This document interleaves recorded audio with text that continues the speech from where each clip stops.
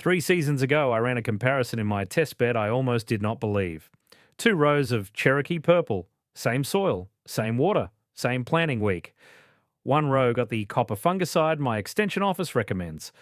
The other got a teaspoon of a spice from my kitchen cabinet, about $3 a jar at any grocery store. By August, the copper row had early blight creeping up the lower leaves. The spice row was clean, not reduced, clean. I tested it again the next year. Same result. When I went looking for why no one talks about this, I found something stranger than the result itself. Stay with me, because I'm going to show you the exact application schedule I now use on every tomato plant in my garden. Now, before I show you how I use it, I want to tell you what I found when I went looking for the why. Because the result in my test bed was strange enough, the history behind it was stranger. In 1999, the EPA registered a biopesticide called cinnamite, manufactured by a company called ProGuard with cinnamaldehyde as the active ingredient. That is the aromatic compound in cinnamon. A second formulation, Sinecure, followed. These were real, registered, legitimate fungicides. They worked on greenhouse tomatoes, on ornamentals, on the same blight pathogens I was fighting in my own beds. Then, around 2005, the home use registrations were quietly cancelled. Not banned, cancelled voluntarily. The fees that keep an EPA registration active are not small. And cinnamaldehyde is a natural compound, which means nobody can patent it. No patent, no exclusive market, no way to recoup the maintenance costs at home garden sales volumes. So it got dropped from the shelves and from the conversation. Meanwhile, the extension offices kept recommending copper. They still do. And here is the part most home gardeners never think about. Extension office trial budgets follow the chemistries that have commercial sponsors. Copper has sponsors, cinnamaldehyde does not. So the funded research pipeline, year after year, runs trials on the patented compounds, prints the bulletins on the patented compounds, and the unpatentable solutions just fall out of the recommended practice pipeline. Not from malice, from structural incentive. The cost of that quiet erasure is not abstract. In a bad blight year, the unprotected home gardener loses 30 to 50% of the tomato crop. The protected gardener spends $25 to $40 a season on copper fungicide and still watches the lower leaves brown by August. I am not claiming a grand conspiracy here. I am claiming a documented gap. And I would not have believed it either if my own test bed had not shown the result first. So let me tell you what the spice is, and then let me walk you through the test bed setup that started all of this. The spice is ground cinnamon, regular grocery store ground cinnamon, the cassia variety, the one in the red top jar that runs about $3 at any supermarket, not the fanciest Ceylon cinnamon. Some baking sites push for flavour. And here's the part that surprised me when I first read the chemistry. The cheaper cassia variety actually contains more of the active compound than the Ceylon does. I will get to that compound in a minute. One $3 jar lasted me an entire season across all 14 of my tomato plants, with cinnamon left over. So this is not an expensive experiment. This is whatever you already have in the cabinet over your stove. Now, the test bed. I have a 4x8 raised bed near the deck I call the test bed, and that is exactly what it is for. Side-by-side comparisons where I control everything I can control. 3 seasons ago, I set up 2 rows of Cherokee purple. Same seed source, same starting plant size, same planting week, the 3rd week of April. Same drip line, same emitter rate, same mulch depth. The native soil under that bed was the heavy clay loam I have been amending for 2 decades, brought up to a pH of about 6.5 with lime over the years, and I tested both rows the week before, planning to confirm they were within 1/10 of a point of each other. The only variable I changed was the treatment. Row 1 got the copper fungicide my local extension office recommends, applied on the schedule the label calls for, starting at 2 weeks after transplant. Row 2 got nothing but the cinnamon spray I'm going to walk you through later in this video. No copper, no other fungicide, no insurance treatment.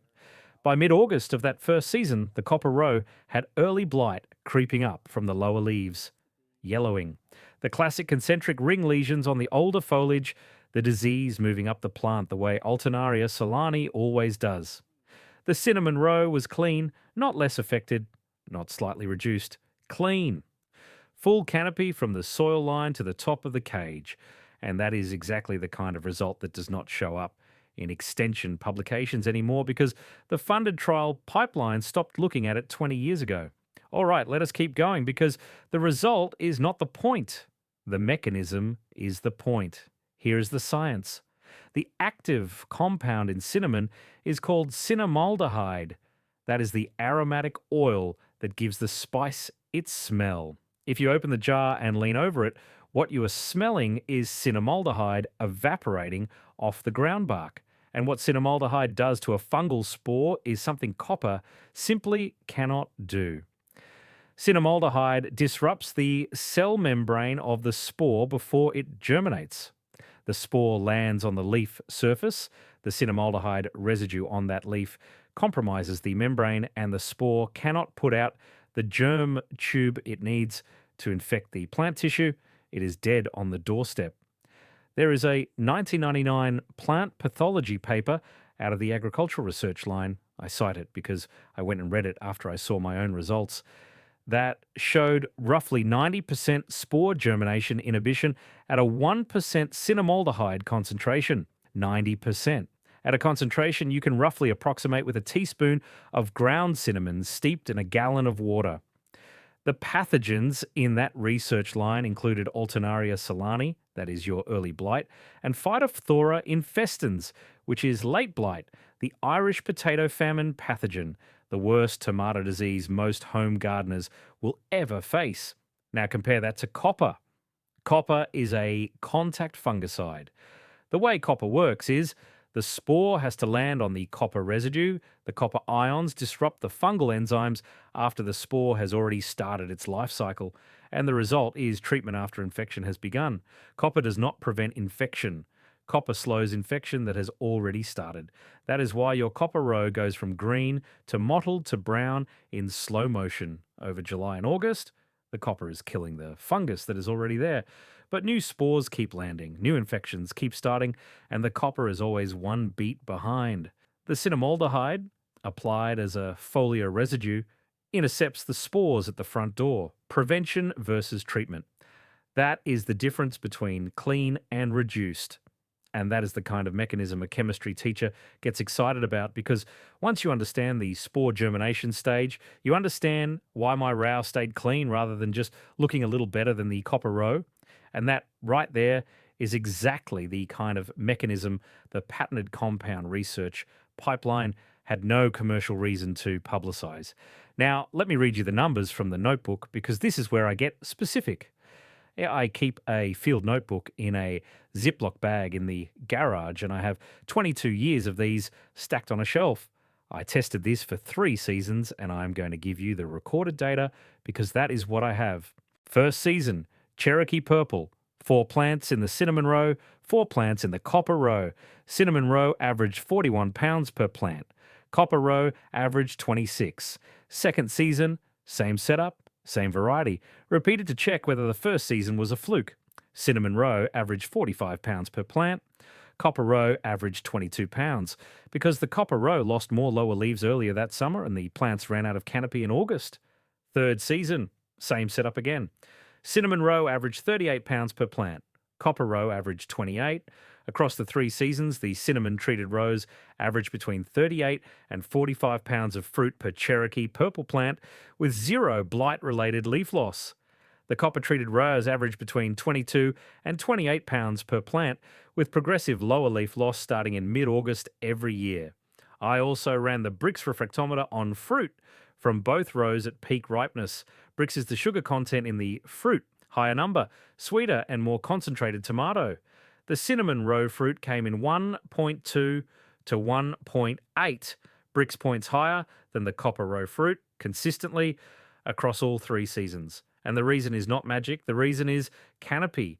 A tomato plant that keeps its lower leaves through August is doing more photosynthesis through August, and that means more sugar moving into the fruit. Photosynthate partitioning, what I mean by that is where the plant decides to put the sugar it makes. A plant losing canopy has less sugar to put anywhere. A plant with full canopy can pack it into the fruit. I want to be honest with you here. Those are my notebook readings, not a universal guarantee. Your soil is different, your varieties are different, your blight pressure is different. But 3 seasons of recorded data is what I have, and I am giving it to you straight. Now, here is the part that surprised me when I went looking online to see what other people knew about this. Almost every article you find about cinnamon in the garden tells you the same thing. Sprinkle it on the surface of your seed starting trays to prevent damping off in seedlings. That is it. That is the whole article. Damping off is a real fungal problem in seedlings, and cinnamon on the soil surface does help with it. But the conversation stops there. Nobody is talking about the foliar spray on established plants against the blight pathogens. Nobody is talking about the spore germination stage prevention mechanism that is the entire reason this works against Alternaria and Phytophthora. The home garden internet is stuck on the seedling tray application. And the bigger application, the one that actually saves your tomato crop in August, is sitting right there, unused. And there is one more counterintuitive piece I have to give you, because forbidden audiences deserve the honest dose response, not just the part that sounds good. Cinnamaldehyde is not a more is better compound. Above about 2 teaspoons of ground cinnamon per gallon of water, you start to see phytotoxic leaf burn, meaning the cinnamaldehyde concentration gets high enough that it damages the leaf tissue of the tomato itself, not just the fungal spores. The dose response is non-linear. 1 teaspoon per gallon is the sweet spot I have landed on across 3 seasons. 2 teaspoons is the upper edge before you start risking the plant. 3 teaspoons will burn leaves. So when I tell you the recipe in a few minutes, do not double it thinking you are getting double protection. You are getting damage. And that too is exactly the kind of practical dose response detail extension publications stopped printing once the patented copper compounds came online, because nobody had a financial reason to keep teaching you how to use a $3 jar of cinnamon correctly. Now, before we keep going, I want to share something with you. If what I am walking you through here is making sense, if you're starting to see how much of yield is a measurement problem rather than a luck problem, and how much is a diagnostic problem rather than a guessing problem, I wrote a book that puts the whole system in one place. It is called Steve's 30-Day Maximum Yield Protocol. And Chapter 9 is the part that connects directly to what we are doing here. Chapter 9 walks you through the 7 most common yield killers, including disease pressure like the blight we are talking about today, with the diagnostic flowchart I built across 22 years of records. It is $17 at stevesgardenbooks.com. If you're watching on your television, point your phone at the QR code on screen. If you're on a phone or laptop, the link is sitting in the description right below this video. Go ahead and pull that up now. Take a second, no rush. I will be right here when you get back. This is for the gardener past the will anything grow stage, who is ready to stop guessing and start measuring. All right, let us keep going. I told you at the top that when I went looking for why no one talks about this, I found something stranger than the result itself. Here is what I found. Cinnamaldehyde was not some obscure folk remedy. It was a registered commercial biopesticide. In 1999, the EPA registered formulations under the names Cinnamite and Cinnacure, manufactured by a company called ProGuard. Real product, real registration, real lab data behind it. I want to be honest with you. I am not a regulatory historian. I am a retired chemistry teacher with a garden and a stack of notebooks. But when I dug through old EPA registration records and a 2003 USDA ARS bulletin that was never circulated to home gardeners, the picture got clear pretty fast. The commercial agriculture registrations stuck around. The home use formulations were voluntarily cancelled somewhere around 2005, not because they did not work, because the registration maintenance fees on a natural, unpatentable compound could not be recovered at home garden sales volumes. Nobody owned cinnamaldehyde. Anybody could sell it.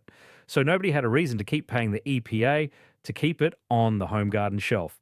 Now, here is where the structural piece comes in, and I want to be careful with my language. I am not claiming a grand conspiracy. I am claiming a structural incentive problem. The US fungicide market for tomato applications runs into hundreds of millions of dollars annually, and copper-based products dominate it. Extension Office trial budgets follow the chemistries that have commercial sponsors because that is where the funded research dollars flow. Cinnamaldehyde had no sponsor with skin in the game after 2005. So the recommendation pipeline never picked it up. and the publications quietly stop mentioning it. I want to acknowledge the counter arguments fairly. Yes, cinnamon at high enough doses can burn leaves. I told you about the 2 teaspoon ceiling for a reason. Yes, the commercial formulations were standardized in ways a home gardener cannot perfectly replicate from a pantry jar. Those are real points. I concede them. But they do not change the underlying math. Every blight season, the home gardener has been losing 30 to 50% of yield, spending $25 to $40 on copper, watching the lower leaves brown anyway, and never knowing there was a $3 alternative. The EPA itself had once registered for exactly this purpose. That is the cost of a structural erasure, not a conspiracy. Just a quiet hole in the recommendation pipeline that has cost ordinary gardeners money and food every single year. All right, let me give you the exact schedule I now run on every tomato plant in my garden. This is the part the extension publications should print and do not. Step 1, pre-plant. Before you set a transplant in the ground, dust 1 tablespoon of ground cinnamon into the planting hole and work it into the top inch of soil in any bed where tomatoes grew the previous year. That is for the overwintering spores sitting in the soil waiting for warm weather. Step 2, first foliar spray. 2 weeks after transplant, when the first true leaves are established. Here is the mix. 1 teaspoon of ground cinnamon, 1/4 teaspoon of mild dish soap as a surfactant, 1 gallon of water. Steep it for 30 minutes. Strain it through a coffee filter and you have to strain it. Otherwise you will clog your sprayer. Apply with a pump sprayer. I use my Chapin. Step 3, reapply every 10 to 14 days through the whole season. Step 4, always reapply within 24 hours of any rain over a 1/4 inch. Step 5, spray in the morning before 10, so the leaves dry before evening. Wet leaves overnight is exactly what we are trying to prevent. Now, the deeper layer. Even people who know about the cinnamon foliar spray almost never know this part. At the first sign of any lower leaf yellowing, not full blight, just the first hint, switch from foliar to a soil drench. Same recipe. 2 cups at the base of the plant, poured straight onto the soil at the stem. Here is why. Phytophthora moves up through the root zone from the soil. The foliar spray protects the leaves. The drench gets the cinnamaldehyde into the root zone where the soil-borne pressure is actually starting. Foliar for prevention, drench for escalation. That is the whole schedule. All right, before I let you go, everything I just walked you through, the schedule, the dose, the soil drench escalation, fits inside a bigger system. And that system is what took me from 12 tomatoes in garden number 1 to 45 pounds per plant in my current beds. The full day-by-day version of that system is Chapter 8 of the book, the 30-day protocol itself. 115 pages day by day, from soil reset through the 3-phase feeding calendar through strategic pruning, with this kind of preventive disease practice built into the schedule. $17 at stevesgardenbooks.com. If you're watching on the television, the QR code is on your screen. Point your phone at it. If you're on a phone or a laptop, the link is in the description. Go ahead and grab it now if you want it. Take your time. I will wait. This is for the gardener who is done guessing and ready to start measuring. So that is the whole picture. A $3 jar of grocery store ground cinnamon applied on the schedule I just walked you through prevents tomato blight at the spore germination stage in a way that copper fungicide structurally cannot. Because copper treats infection and cinnamaldehyde stops it before it starts. Now you have a $3 piece of knowledge the extension pipeline let lapse 2 decades ago. And the only place that knowledge needs to live is in the test bed in your own backyard. Your conditions may be different.